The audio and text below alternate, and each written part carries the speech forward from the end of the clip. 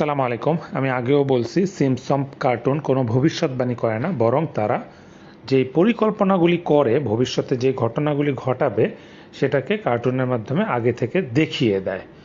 যেমন ওরা পরিকল্পনা করলো যে সামনের বছর ট্রাম্পকে হত্যা করবে, ওইটাই কার্টুনের মাধ্যমে দেখিয়ে দেয়। এই বিষয়টা আর কিছু না। এইখানে আরেকটা জিনিস দেখবেন যে এই যে ভিডিওতে আপনারা যে লোকটাকে দেখতে পাচ্ছেন বা ছেলেটাকে দেখতে পাচ্ছেন, এ হচ্ছে মরক্কোর ক্রাউন প্রিন্স মৌলে হাসান বা মৌলে হাসান। তো এই ছেলেটা দেখেন অনেকটা নিগ্রোর মতো, কিন্তু মানে ব্রাউন চামড়া, মানে কালচে বা লালচে মিক্সড, ঠিক আছে, তামাটে একটা চামড়া। আমি কিন্তু বলছিলাম যে দাজ্জাল কালো হওয়ার সম্ভাবনা আছে, মানে এই টাইপের চামড়া হওয়ার সম্ভাবনা আছে।